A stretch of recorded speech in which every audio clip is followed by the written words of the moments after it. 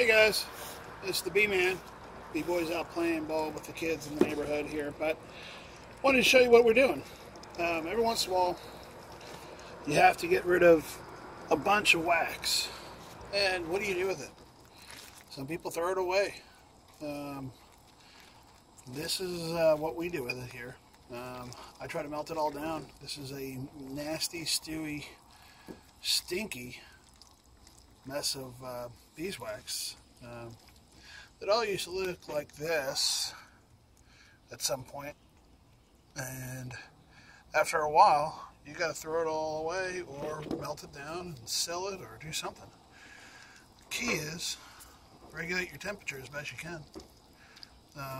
Just take your pot and keep the water just below boiling. I don't sit there with a thermometer and check the temperature that way, but you got to be careful. It is dangerous. I got an open flame. It is wax. It is flammable. But I got friends that have expressed interest in the wax, and I've done this several times before. Just got to play with your temps. And essentially, you just basically let it cook down, then add some more. Let it cook down, and then add some more until the pot is just about full. I'm going to just throw some small pieces of wax in here. You can kind of watch it kind of melt down.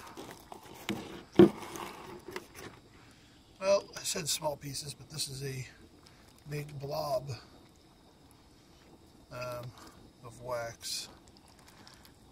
When I go out to the hives, I carry a bucket with me sometimes. I gotta admit, sometimes I forget to bring it.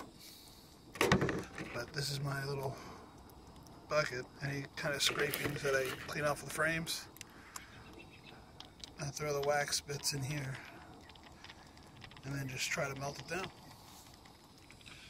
And then when I'm done melting it down from this pot, I have down in here a 5-gallon bucket, and that is hardware cloth. It's just leftover remnants from a trap out, and I didn't throw it away. I figured one day I would use it, and this is what I use it for. I dump it all through there, and I get all the cocoons, all the dead bees, all the junk out of the wax, and it seeps through the screen down into the bottom bucket, and then I let it sit overnight and see just how much wax is actually in there. You can see this melts down pretty quickly. It is just wax. You don't have to get it real hot to melt it. And you may ask, why is it so nasty looking? A lot of this wax is really, really old stuff.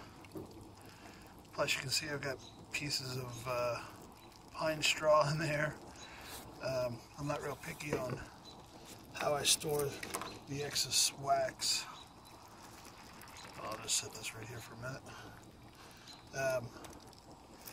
And a lot of times this wax is so old from doing cutouts that it's got so much propolis on the wax and other chemicals that the bees emit and put on and coat the wax with.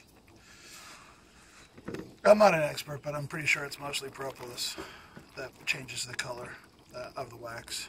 So I've been told, but I don't spend a lot of time researching it.